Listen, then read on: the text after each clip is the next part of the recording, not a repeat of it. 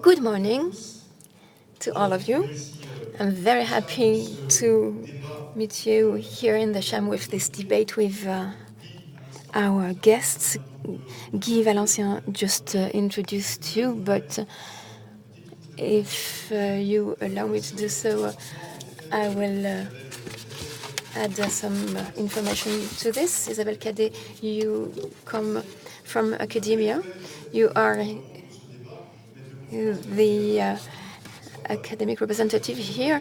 You work at the Sorbonne and you are specialized in social and environmental responsibility. François GRACIA, you are an engineer at Montpellier. You are the man for waste there. And this is we will see how this is in the heart of our subject. Marc, you are a business leader, a financier for LBO France, and you develop the capital risk analysis within health and particularly digital health. Claude TENDIL, you are a representative at the MEDEF, but you are first and foremost a business leader. You are an insurer of the company Generali. And Guillaume, LEROY, you represent pharmacists here. You are the president of Sanofi France. You worked all around the world. Sanofi has a vocation to care with medicine. So what's the very heart of our subject matter?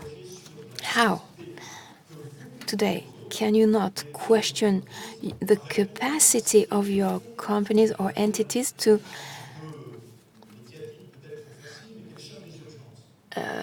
respond to the shock of emergency?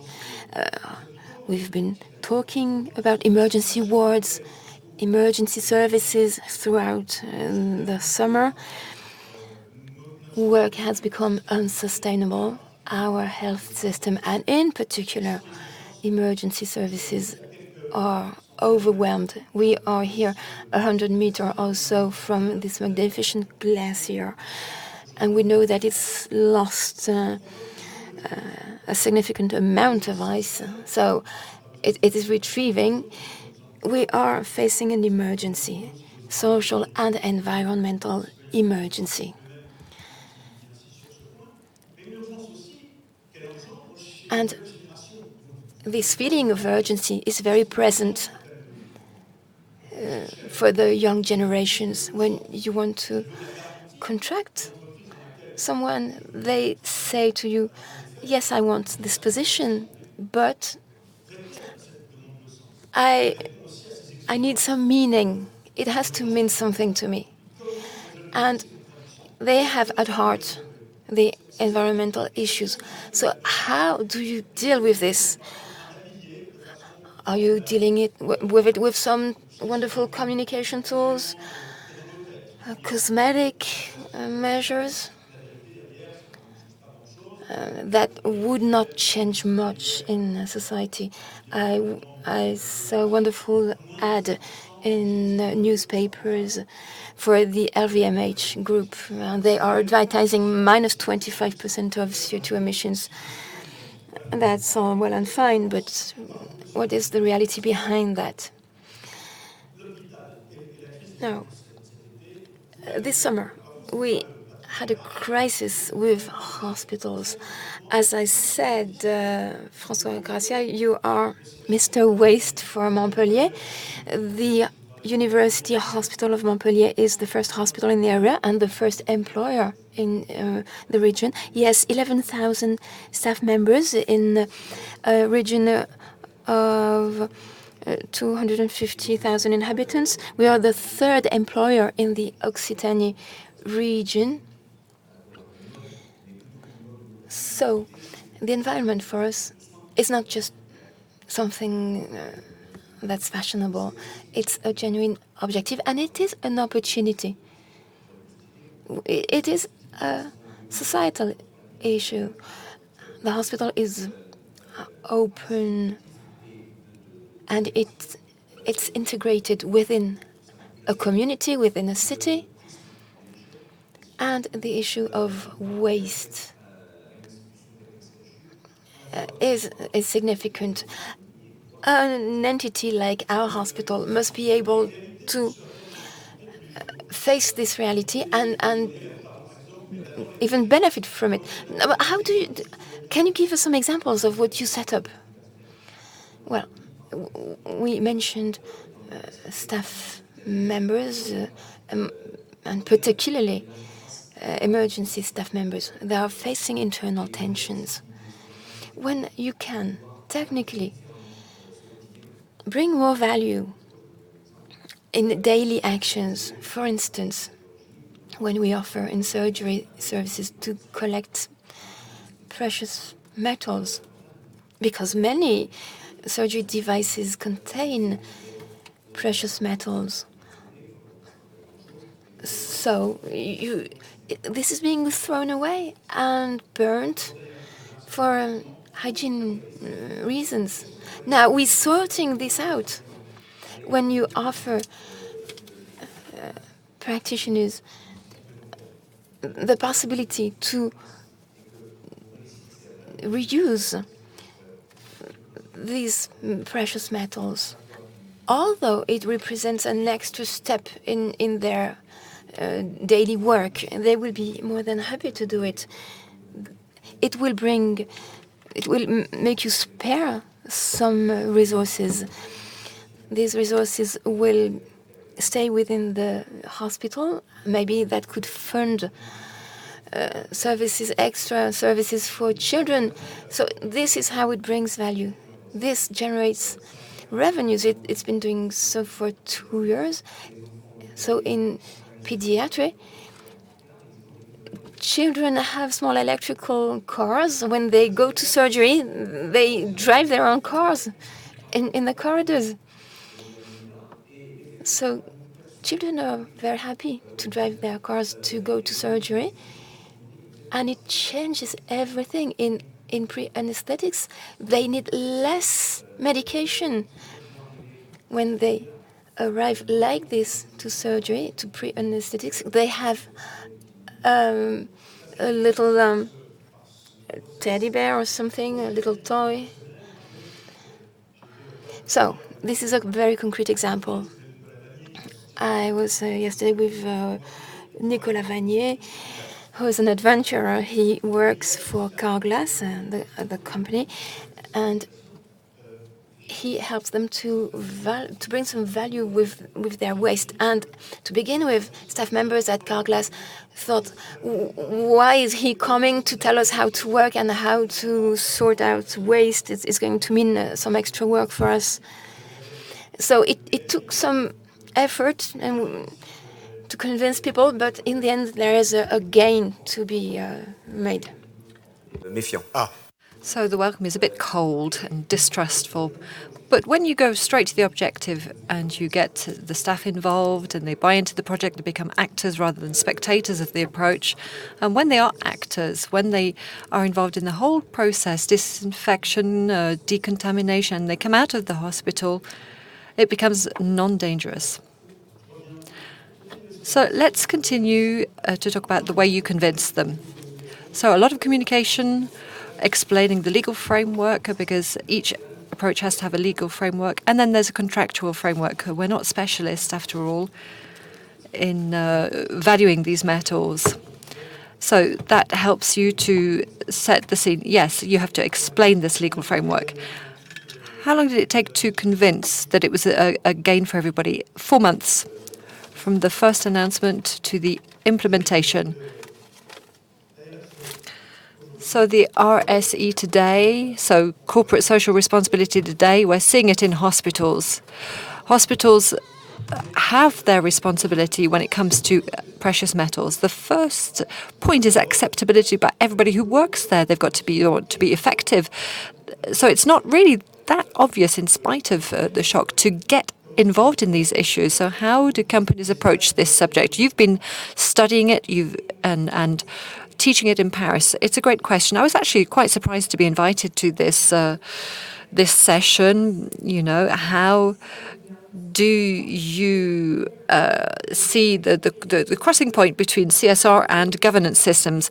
So what are the challenges? What are the questions behind all of that? So you demonstrated this today.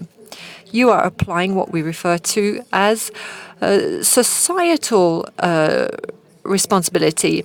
So it's the societal responsibility of companies that has changed. And today, it's any form of organization. We've got a public system that is wondering about society, about its own responsibilities. This is something that you've implemented very well.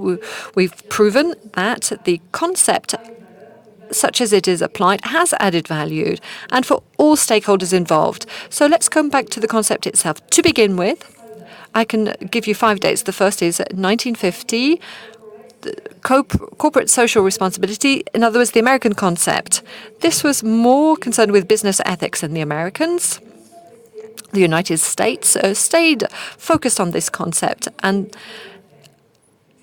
then in the 80s, came along with the crises. Companies were involved in scandals. The state, the welfare state, was running out of steam, and there were huge debts. Who was responsible? How could we get out of this crisis? Those were the questions asked. Prospects of change. In 1992, there was a first call to companies, the Rio call.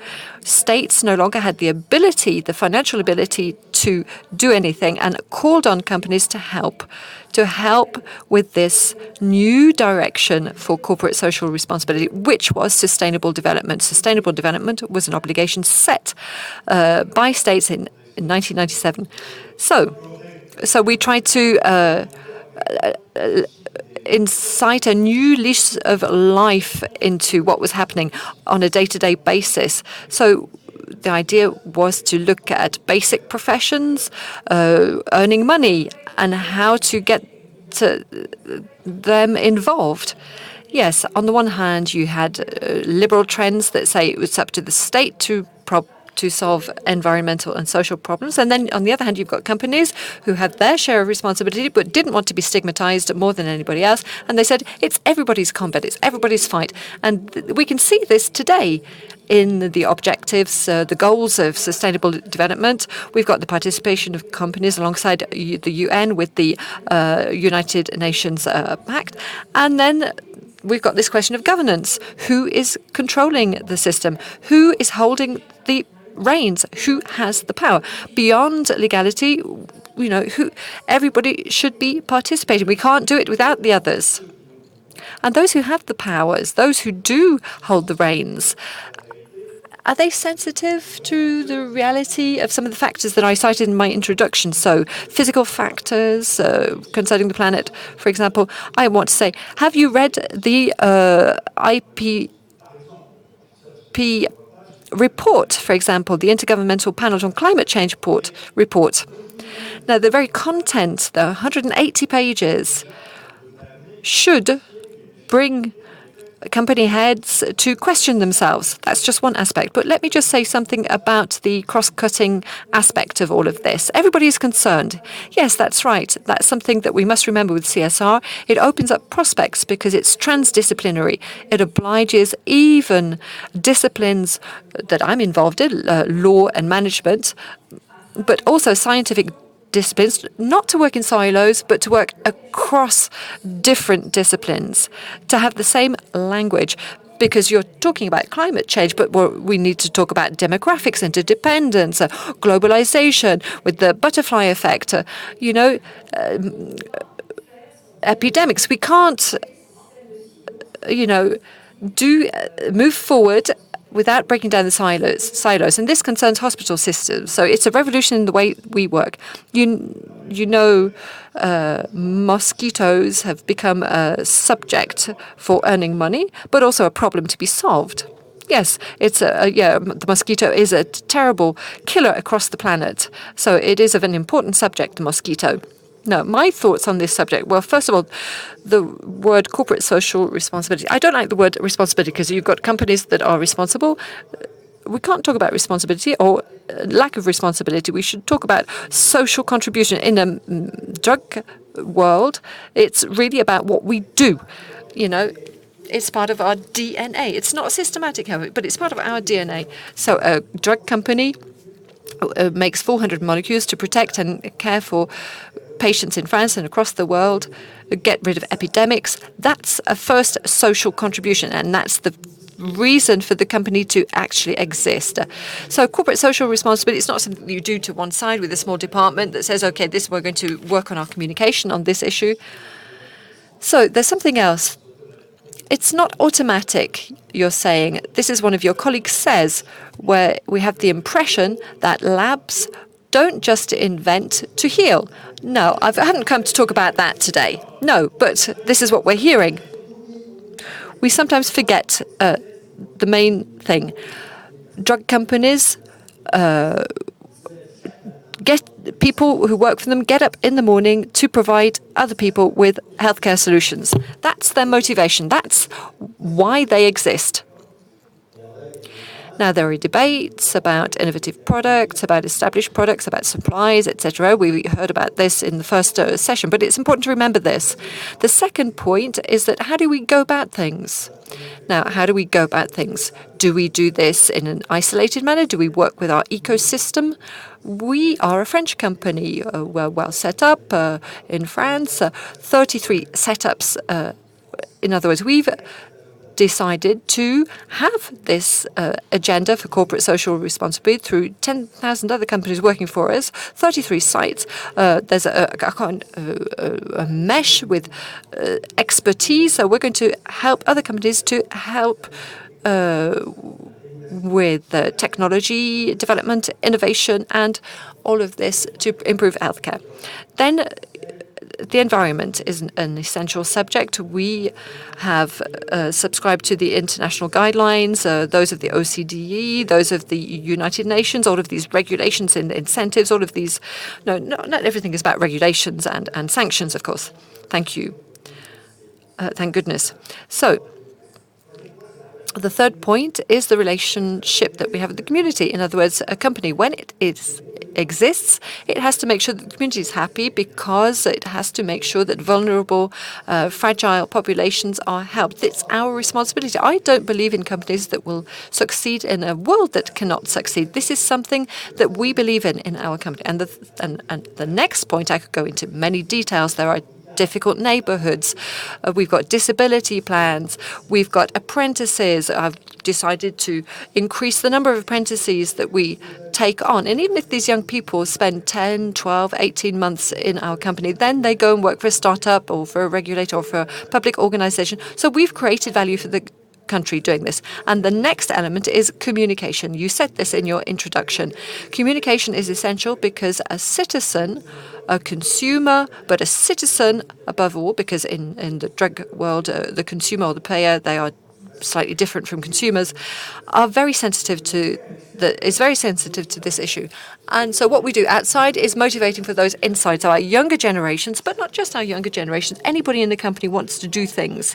Let's come back. We can come back to that maybe later. So your main difficulty today is that in rich countries, especially a country like France, we no longer realize that it's easy.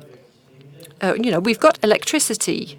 We're cared for immediately in spite of any crises. So in this wonderful, comfortable situation, we can't really understand what it represents. And your difficulty is to communicate about that. First of all, about what your DNA is. Yes, that's right. The value, the contribution that we make socially is very important from a health point of view, thanks to innovations. This health has improved, life expectancy has improved, but also in terms of economic growth. A company like ours, for €1, Nicolas Revel, for €1 invested in France, it's €4 of GDP. So €1 invested, €4 of GDP. So when I say, sorry, you're cutting me off. When I say that it's complicated in terms of communication, of course, we all know, you know. I'll just cite something. A survey that was carried out by CHAM, by Ipsos for CHAM. We'll see it, this survey now. The survey was carried out in July. It's in Europe. It's not just in France. So with a very broad panel. And you can see, with respect to CSR actions, these are the actions cited. European publics, so above all, and the most important figure is the 59%. I don't know, it says. It's a real survey with real answers. So corporate social responsibility, people don't know what it is always. Yes, it's an acronym that has changed over the decades. You've got the word social, which is a problem of employees in companies. This, we forgot what this meant. It's become societal now. So it's a much bigger impact, not just social. It's been widened. So the initial point was, how do we take into consideration in-house, in terms of internal governance, the problem of employees? That has been squeezed out. It's even been confused with other issues that are just as important, but with human rights. You know, in companies, when you ask them to do reporting on CSR or human rights and rights in France, they don't really understand what they're supposed to be doing. So we've had to make a declaration to remind people of the fundamentals and kind of be the fifth wheel on the chariot. And we can understand that employees don't know what everything is about. And you can have things on internet, but they wonder what their individual situation is because there are all these standards, all these requirements. This brings me back to another question, the question of fatigue at work, tiredness, the ability to take into account all of these new requirements. And that's why I was talking about Nicolas Vagnier. Here he is with a new requirement. How do you go about things as an insurance company from the point of view, you do take the point of view of those who you know, take out an insurance contract. They demand that you go far in terms of requirements. So this figure, what can you say about it? Well, first of all, a company is not a democracy. It's a democrature in terms of governance.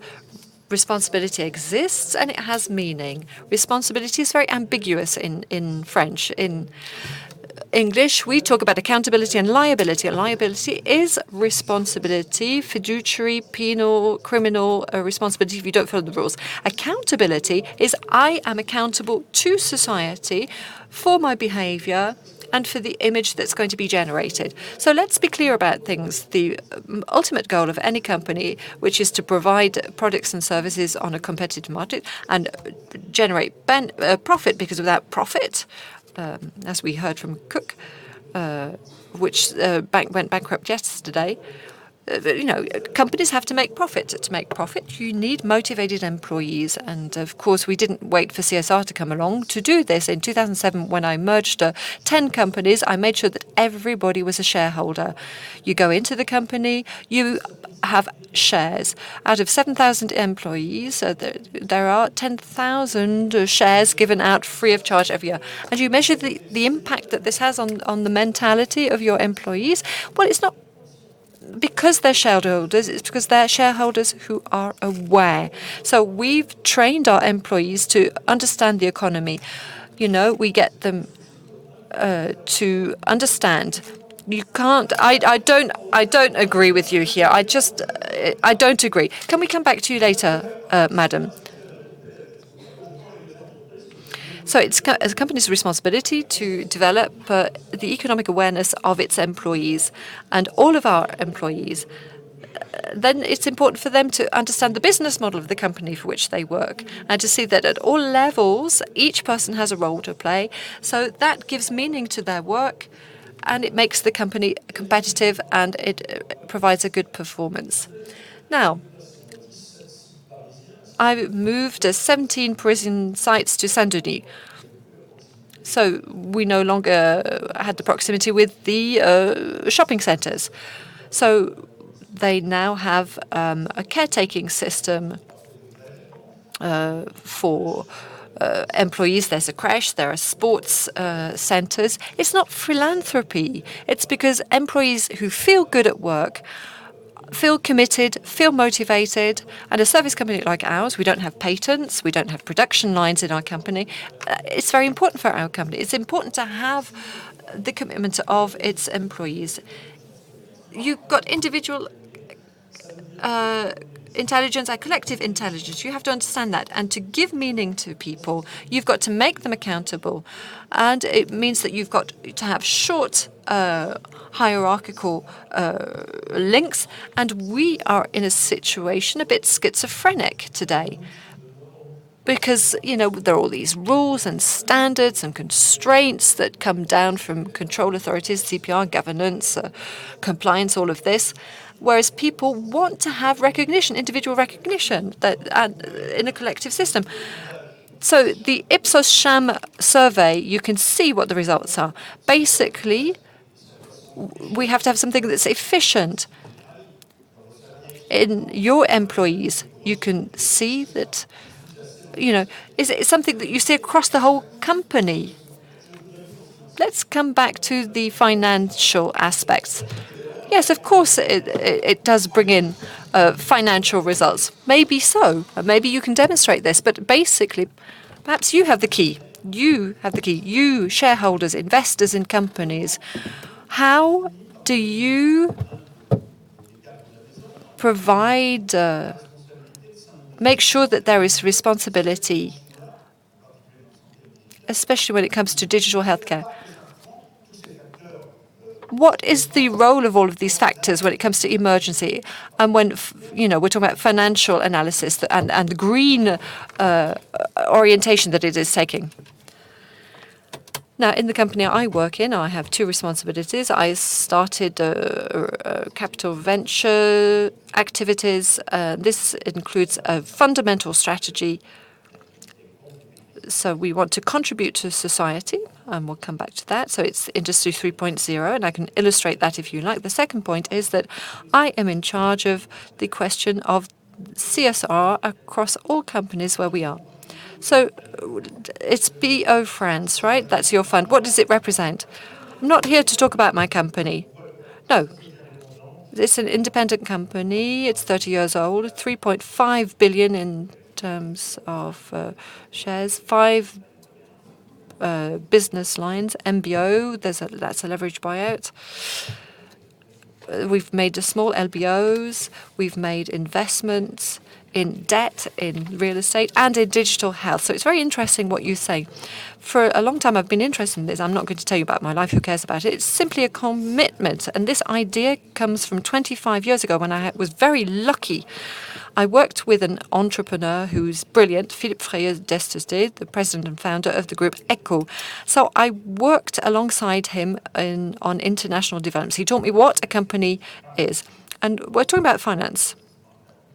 So once you've worked with Sanofi, I wanted to work with a family company because the world of capital venture was not mature enough, I thought, to be in charge of such subjects. So I went further than just looking at duration and efficiency. In the room, somebody who is a brother, a Benedictine monk, means that I was contacted by somebody to think about future capitalism in a non-professional approach. So that's the question of meaning, then. It's the question of meaning. Yes, that's right, the question of meaning. We are shareholders of companies that are not listed on the stock exchange. Capital venture is a mad world. What happens is that you have to raise funds, you invest in sectors that you're not familiar with, you're in areas that you're not familiar with, companies that you don't know, managers that you don't know, directors that you don't know. No, but wait, let me explain to you, please. And when you have leveraging effects, well, you know how things work, but you don't know things personally, and you take risks. So you've got profitability as a risk,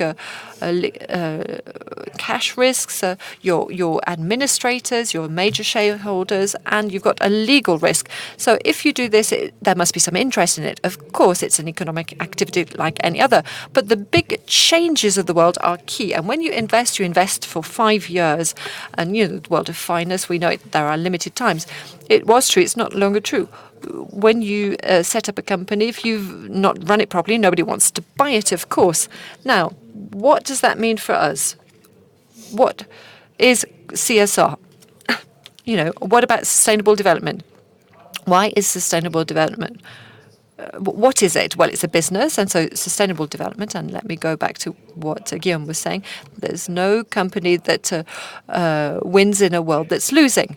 It's about generating results and revenue in a sustainable organization, a world that is also sustainable, with something that is structured and ethical and focused on society. This means that we are going to focus, and I'll come back to operations, we're going to focus on some very key questions with respect to the durability and sustainability of companies.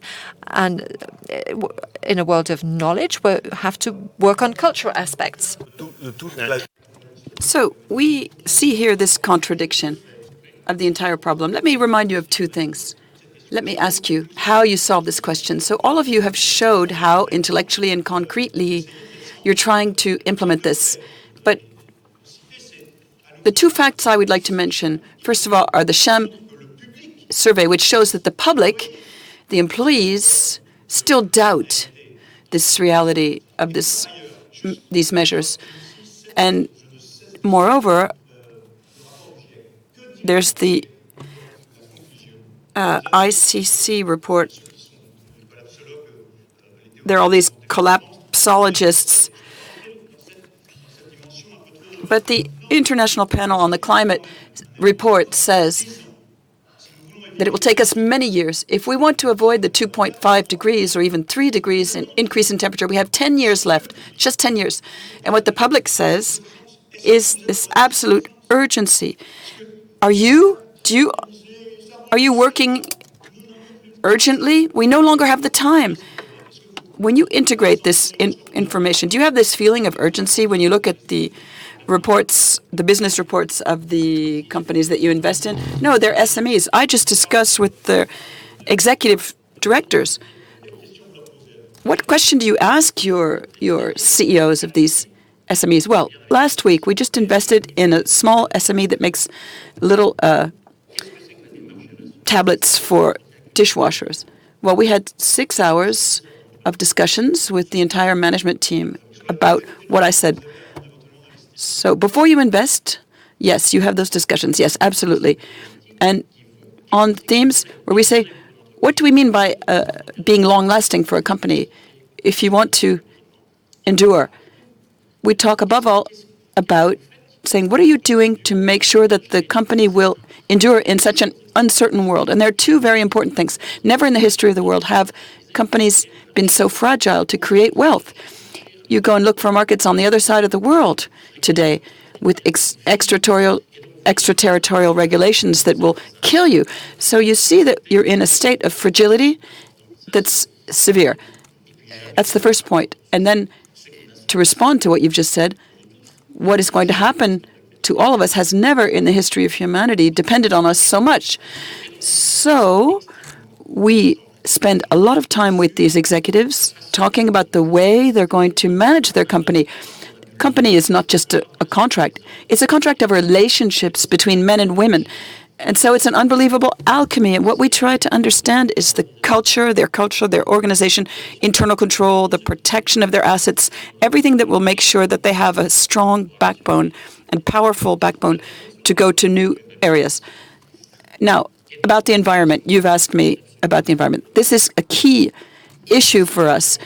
There are 5 major Parisian funds that were present at the COP21, and they made a commitment called the Carbon 2020 Initiative. And they've dealt with all of these questions. And they said that they were important in our investment activities. They were joined by others since then. And all of these decisions are linked to the climate. Today, you're talking about urgency, and in the discussions we have, we really look at the financial forecasts of the companies, and we start looking at the alignment with these degrees, the number of degrees. So you have scenarios? Yes, on the international standpoint, we say we have to reduce emissions by 7% per year. And we ourselves, when it's a material subject, if you're a service company, you look at, for example, travel costs and the number of trips in the company, or it depends on your activity. But we are starting to look at all of these forecasts with this trajectory of increasing degrees. So one example of what you're doing for this question, and for the quality of life of your employees also. Could you give us an example? And how do you integrate this, the fact that young people are really have a demand for meaning? And you, as the French Employers Union, how do you, well, before talking about the MEDEF, which is the French Employers Union, we represent 120 billion euros invested in oil companies, etc., at Generali, and we're reviewing our entire investment policy to leave all of the sectors that may have a negative effect on health or on the climate, to the detriment of our possible profitability of our assets.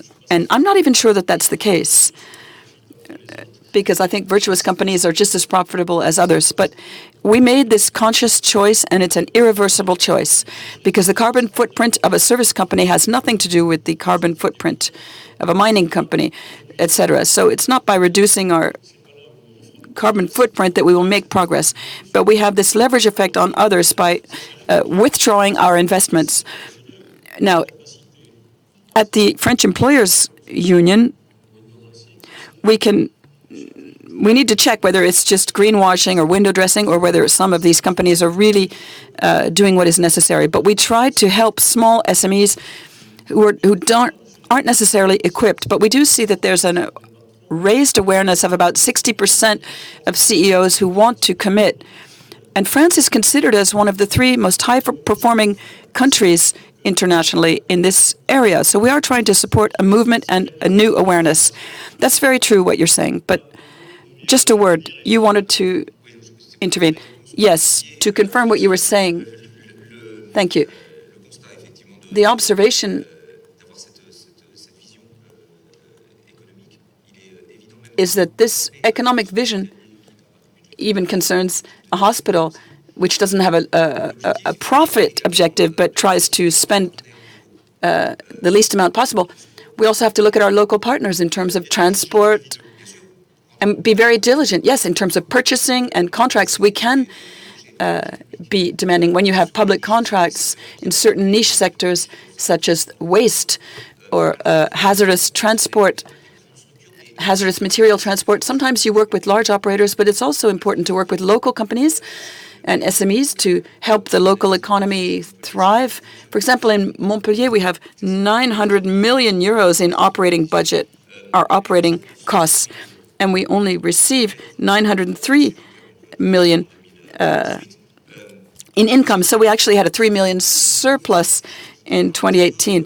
So 340. You can look at all of the statistics, and we have a very high flow of patients in Montpellier. But yes, the first reactions are ambiguous. We had another operation that we launched, and we implemented the fact that you recycle writing tools.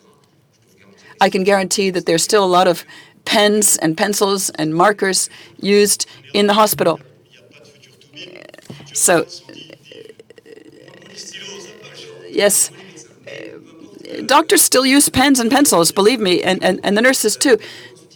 When this type of instrument brings in 1 cent for the hospital because it's recycled, that's easy to understand. It's not easy. It's not hard to implement. Yes, and you've implemented this. Good. Okay. So where I agree that it's ambiguous, if you tell our restaurant that they have to organize themselves differently to not waste food, and we're not talking about food waste. Now, well, we're telling them that they sometimes have to sort the waste on the trays. We are responsible for this now. So there's this feeling of guilt, I think, that we need to get rid of. We need to fight this.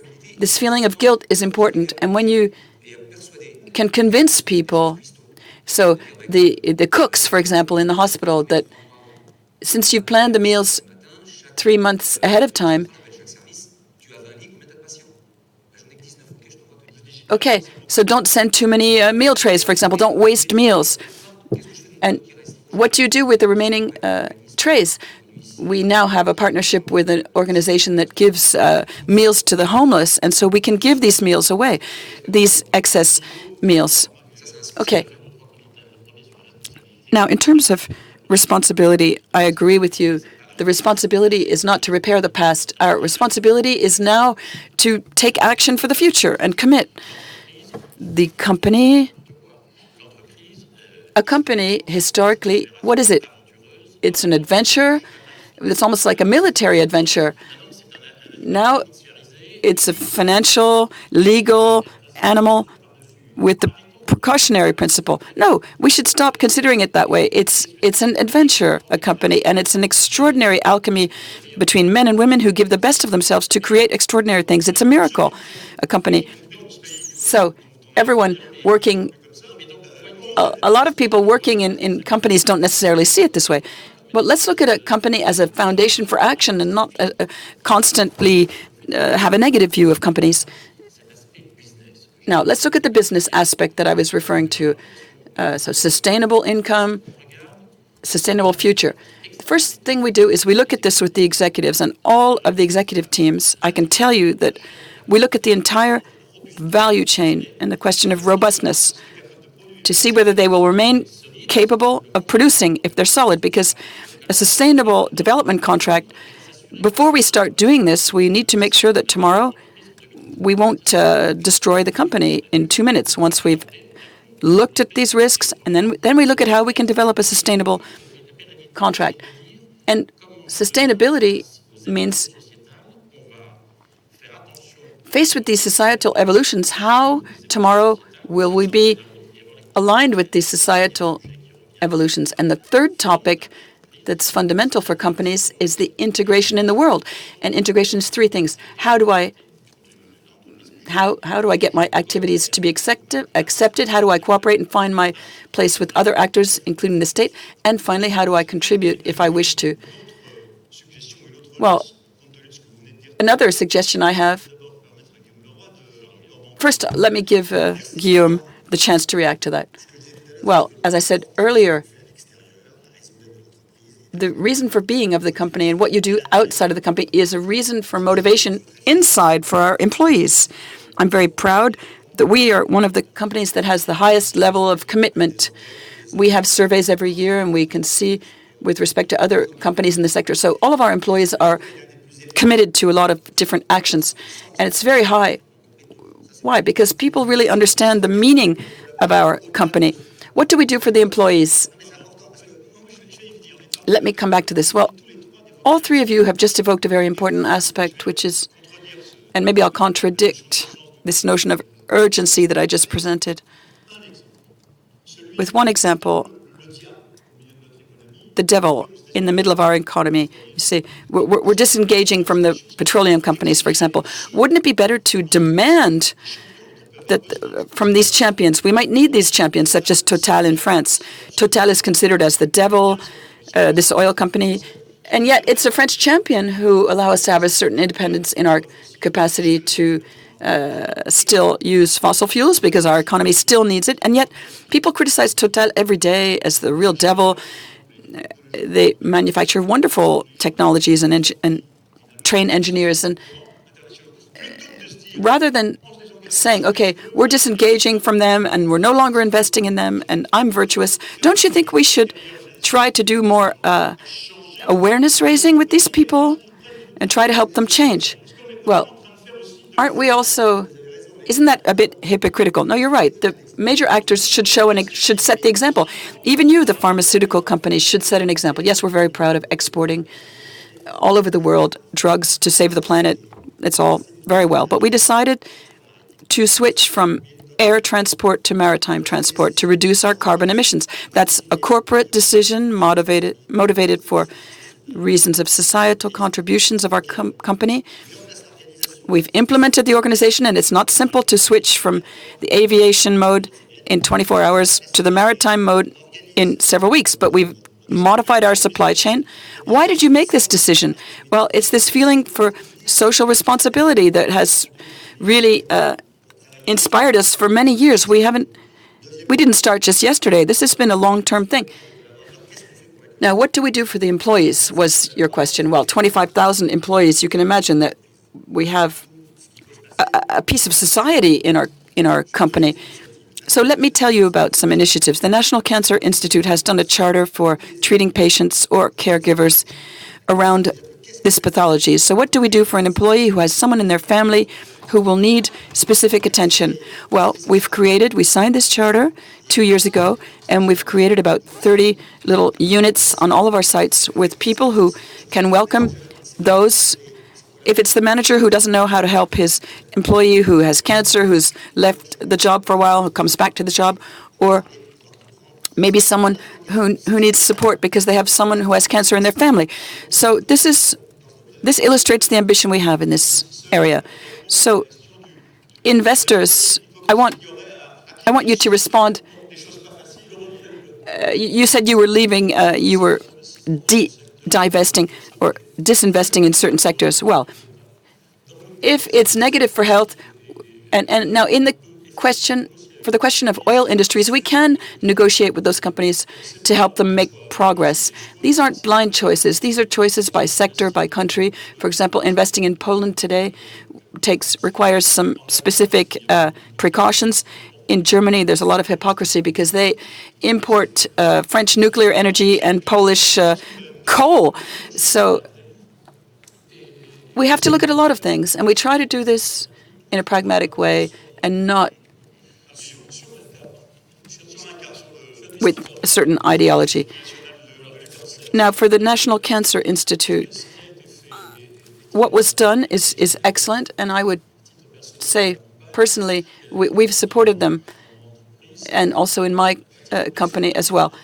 I'm the president of the ARC Foundation, which is, we're trying to raise money to finance fundamental, translational, and clinical research. And the role of volunteering is significant, and the companies who support us are also very important to finance 40 million euros that we have to raise every year, from 0 up to 40 million euros to finance public research. Because if we weren't there with the League and the ARC and the different charity organizations, if we didn't exist, public research would be in a very, very bad state.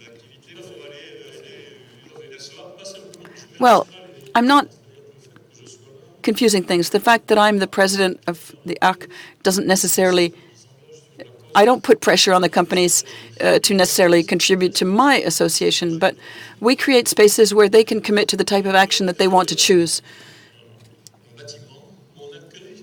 We've created a building where we house volunteer charity organizations that work on housing and other topics.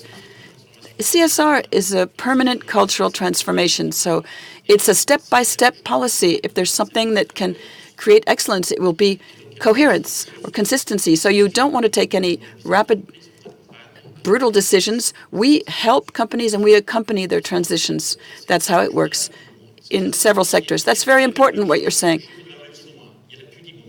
But sometimes people are too timid, or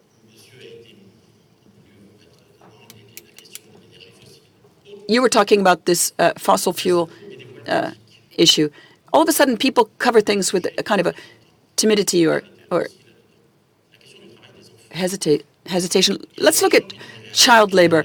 Sometimes people have a very binary reaction and they say, get rid of it. No, that's not the topic. The topic is not child labor.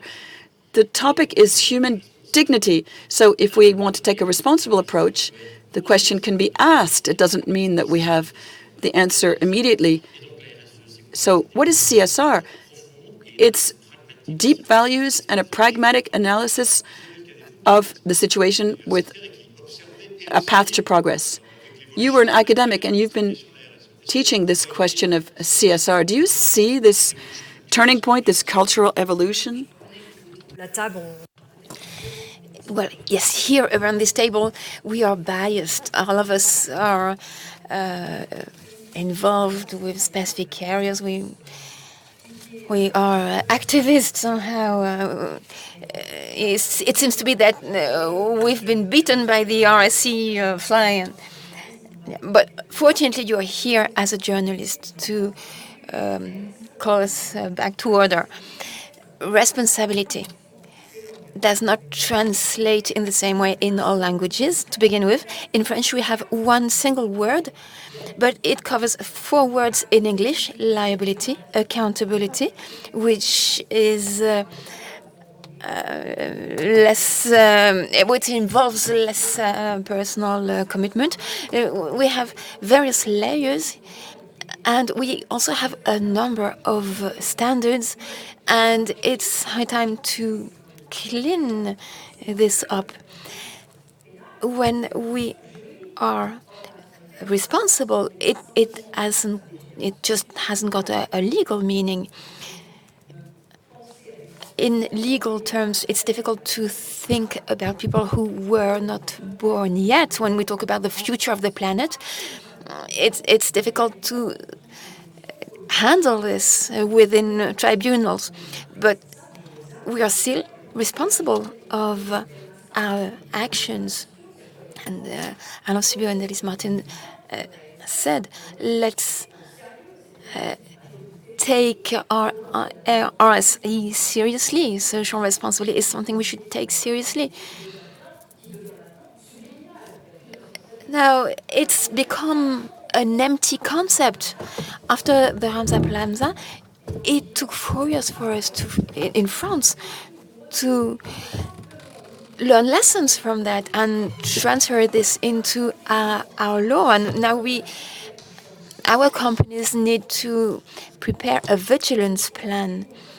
That's not so much. And the legal risk is very limited for companies, even now. You can agree on the legal approach. The legal approach has some value, but it's not enough. Responsibility cannot be on the shoulders of companies only. Let's take the example of medicines. Very clearly, in consumption, the consumer pays. So if the yogurt comes from some suspicious milk, the consumer, the buyer, and the producer have a direct relation. But in the medicine, who takes on the societal responsibility? The relation is not that clear. We have low-cost products so as to fund innovation, because expenditure in terms of medicines has not changed over 20 years. So how do we integrate this? How can we valorize a company which is socially responsible as opposed to a low-cost supplier? This can only be a collective work in co-construction, so as to make clear choices. For medicines, we are in the country of Pasteur, and part of the population has chosen to not to have vaccines at all. Yes, when I came back from the US, I was shocked by the situation. The patient have a notion of the value of medicines, but they have no notion of the cost, the genuine costs of medicines. Companies have to fund innovation. Can you figure out that Bolivia is better covered in terms of vaccine than France? Yes, it's true. My children were born in Bolivia, and everyone there is immunized, and I'm very happy that now with the appropriate policy, vaccine coverage is coming up again. And we are very happy about that. But maybe you don't have the appropriate definition or explanation of what RSE is, the social responsibility of companies. Now, you have young people fighting against global warming with their means, with their apps. It takes a lot of energy, unfortunately. Now, this is like this because their teacher trained them. these young people are fighting for climate because they were appropriately educated. Now, we are the Institute of Administration of Companies. We have one foot in universities, in IAE, so we have one foot in universities. We deliver a public degree, but we also work with companies. We have a wonderful approach. We work with companies who fund apprenticeship and further training.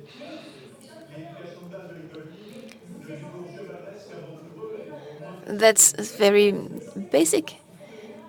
No, it's very significant. Some teachers work wonders. Our teachers work hard in professional secondary establishments. They do wonderful work. My son is in one such school.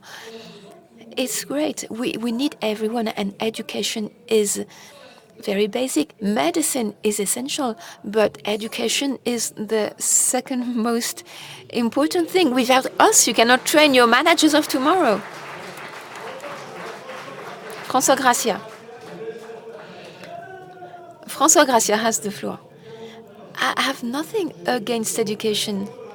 François GRACIA. You work with schools and primary and secondary schools. Yes, we all agree on this. We are at a turning point. The CHAM survey, if you do it in 5 years' time, it will come out totally differently. When I work in the university for students in law, we draw those connections which you are referring to. In a hospital, when you talk to caregivers or technical people, when you implement something new, it will generate perhaps some new receipts, but you've got to appropriately target the actors and the engines of the changes you want to bring about. In the School of Medicine, the technical aspect is very important. It plays an important role. I mentioned the budget of the CHU of Montpellier. We have a budget for waste of 1.6 million per year. If you can generate 100,000 euro of money every year just because you are sorting out waste, it takes no investment at all. It is really positive. So I'd like to kid you and say that you will become the manager of the hospital. What's interesting here is that we see that what was considered as a detail in a company can become mainstream and can be recognized as bringing some value within a company or a society at large. Claude LEROY, do you have an RSC head in your entity? Yes, but he's not working on his own in his office. He wants everyone in the company to work with RSC in mind. I will give you an example which is very telling. Bioproduction. So we are turning from the biological research in order to find solutions for cancer, serious chronic illnesses. We want to have cleaner chains. We want medicine to be more efficient. We want France to be more competitive. We want to export some solutions. I am very satisfied. People tend to criticize administration, but I'm very satisfied at how administration takes this challenge on. France will be able to shine and export and create value for French people who will have employment because they will have some skills. But we can't afford to miss these turning points. The corporate responsibility of companies is to develop employability of staff members. So companies have to provide continuous education. And apprenticeship is something that we want to develop as well. We are very happy with the latest development and how things are moving on with the Ministry of Work. Employability is part of the responsibility of companies. Now, we have to recognize that in the programs, the knowledge of economical matters can be improved. It is sure that the national education has to change. We organize some seminars, trainings. We are aware that economic models are complex and we have to introduce them in some types of modules for people to be better acquainted with this. We work with the School of Economics of Toulouse, with Jean Tirole, because we want to disseminate knowledge. We don't want to have a company approach only. We want to have a horizontal approach. The notion that those who pollute have to pay, that's nice, but it's not enough. When you lay off people, if you're a company and you lay off people, this has a social cost and social repercussions. We are reaching the end of this debate. So we have 7 minutes left. So it's just 1 minute for each of you to conclude. So as a conclusion, what would you like to keep in mind? Well, first, the question of corporate responsibility is very present within companies, including in intermediate, medium-sized companies. As stakeholders, we can only accompany a phenomenon that was born independently from us. Now, we have corporate responsibility representatives within companies. I think that's not enough. I think corporate responsibility shouldn't be on the shoulder of one staff member. It should be present all across the company and more particularly at management level. I talked about the business aspect of corporate responsibility previously, but I think corporate responsibility is also business because it promotes collective projects. It brings some meaning. It is a project, a meaningful project for companies. We could almost stop there. Guillaume Leroy. I think that corporate responsibility is an issue for the society at large. It's not just to be dealt with in some offices in ministries in Paris. It should be at all levels, in all areas, difficult areas, rural areas, suburbs areas. Secondly, I think we have to build on coherence. We should reinforce the coherence in our actions. It's difficult. Our territory is very fragmented. Health is becoming a subject of disagreement amongst our citizens. I think it should be a factor of cohesion between all actors. Third, education, but not only for the youngest, because they know, they are aware of the challenges and they know how urgent it is. They don't formulate, they don't word it very well, but they understand the major challenges. So we have to spread the message all across societies. Claude, I think we cannot put everything on the shoulders of companies. Companies cannot act for family, churches, state. Companies are here to create some value, and this value has to be redistributed and be useful throughout society. But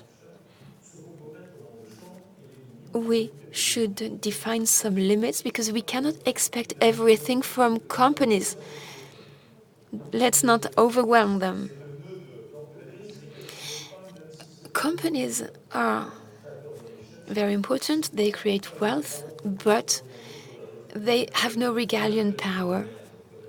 Perhaps Mr. Zuckerberg should be preoccupied with the environment rather than with making money.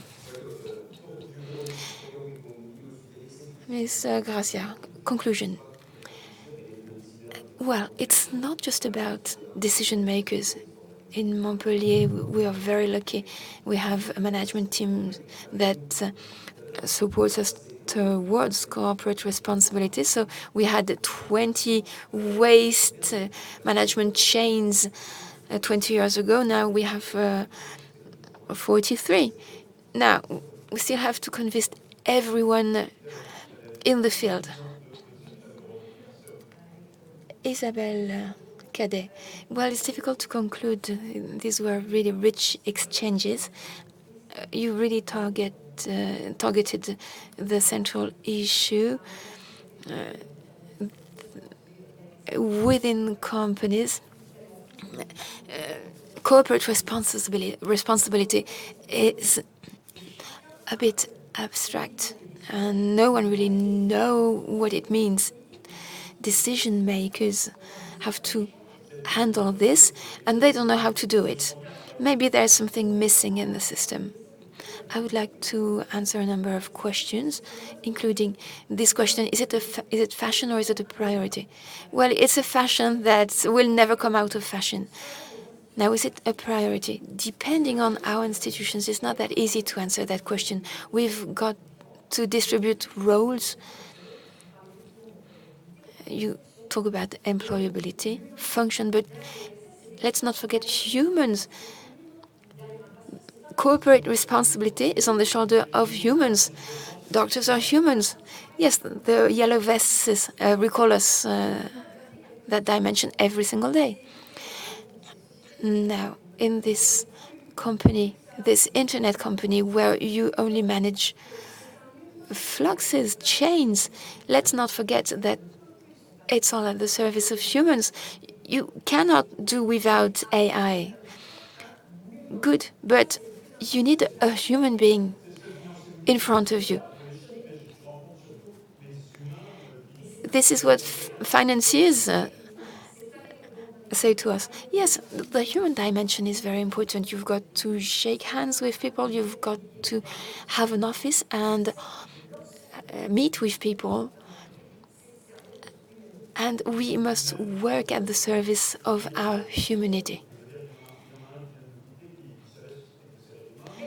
Someone just died, and he knew about handshaking, and he had that human dimension.